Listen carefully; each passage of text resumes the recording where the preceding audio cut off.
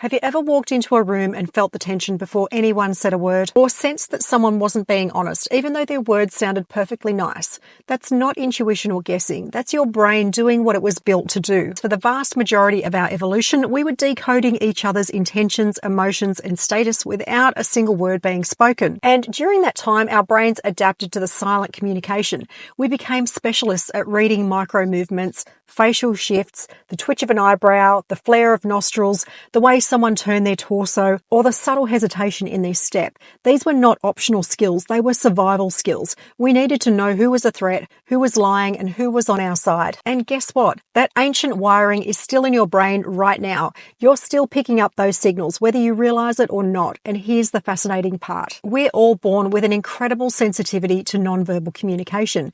We just don't develop it anymore because in modern life, we're taught to fixate on words. We're told to listen carefully, trust what people say, and have good communication skills. But all of those are focused on the verbal. Meanwhile, people are still leaking the truth from every part of their body. They're shuffling in their chair, they're glancing at the door, their voice shakes at a strange moment, their smile is too wide, their eyes don't match their tone, and we miss it because we've stopped paying attention. Let me be clear, words lie, but the body rarely does. Someone can tell you I'm fine with a smile, but if their voice is flat, their eyes are down, or their shoulders are tight, you know they're not fine. You just feel it. Or a person can say, nice to meet you, while their torso is turned away. Their feet are already pointing towards the exit, and their blink rate is off the charts. There's a mismatch, and your brain picks it up because it's trained to do exactly that. Most of us have been conditioned to ignore it. We hear the words and think, that must be the truth.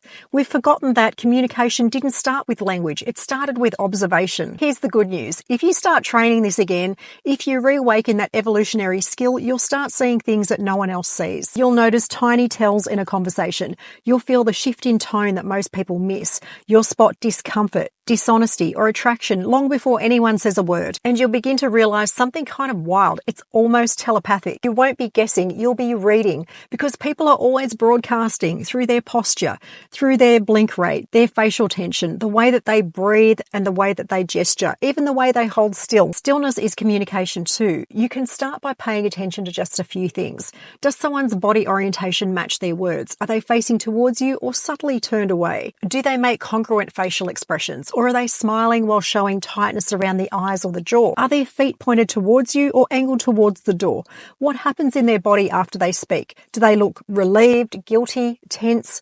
These are tiny clues, but they add up fast. And here's what's really powerful. Once you start tuning into nonverbal communication, you not only read people better, but you also begin to communicate more powerfully yourself because your body is always speaking, whether you mean it to or not. And when your words and your body match, you become magnetic. You're congruent. You're trusted. You're felt. So if you take one thing away from this, let it be this. Stop relying on words alone. They're the smallest part of the conversation. Start watching, start noticing, and start listening with your eyes because people are telling you the truth all the time. You just have to learn how to see it.